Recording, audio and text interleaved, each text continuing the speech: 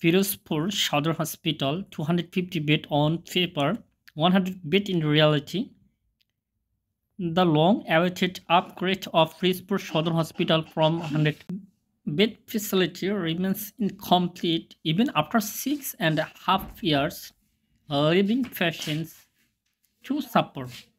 Construction of the hospital's new nine-story building began in August 2018 under the Public Builders Limited and Khan Builders tech set to finish the first 8 floors within 18 months.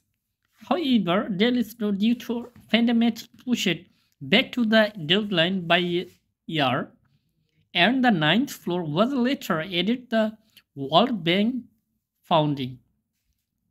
Despite all 9 floors being completed, the building remains non-operational as 4 lifts are yet to installed. Substandard materials used during construction have also led to rusting in parts of the building, raising further concerns. On paper, the hospital is upgraded to 250 beds, but it continues to function as a 100-bed facility on its old premises, leading to overcrowding and insufficient services. Patients from across Firozpur and neighbors district face an immense difficulty, with many forced to receive treatment on the floor due to limited capacity. It's challenging to get proper treatment here, said Nasima Akhtar, who recently brought her child to the hospital. Civil surgeon MD Mizanur Rahman admitted that up to 150 patients are often crammed into the 100-bed facility. MD Khairuzzaman, executive engineer in Firozpur, said they are awaiting all health minister approval to procure lifts from the Europe. Only after installation will the hospital's operations shift to new building, he said. He could not confirm when this process would be completed.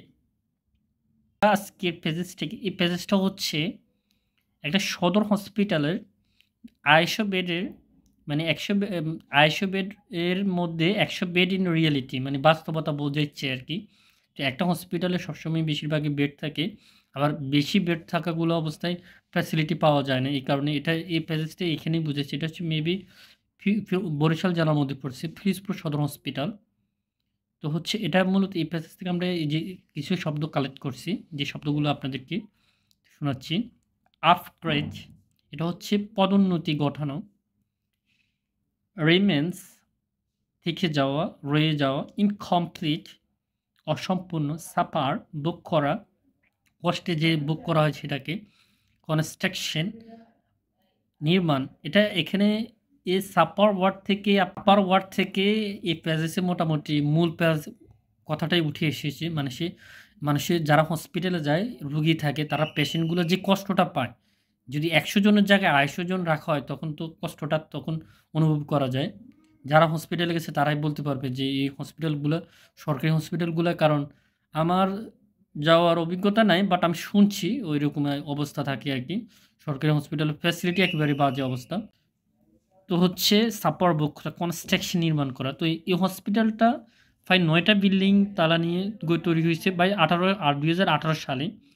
তো আমরা এই word থেকে এখানে 5টা word আর পাচ্ছি ডেলেটস হচ্ছে দেরি করা অথবা বিলম্ব করা। প্যান্ডামিক হচ্ছে মহামারী, রোগ, পৃথিবীব্যাপী। ডিসপাইট, একটা সত্ত্বেও। রাইজিং শব্দটা হচ্ছে উত্থান করা, এরপর হচ্ছে জেগে ওঠা।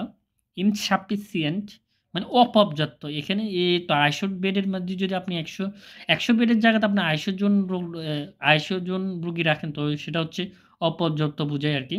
ডিফিকাল্টিস, কঠিন। লিমিটেড, সীমাবদ্ধ। ক্যাপাসিটি, ধারণ ক্ষমতা, সমতা। প্রপার, উপযুক্ত। ট্রিটমেন্ট, চিকিৎসা।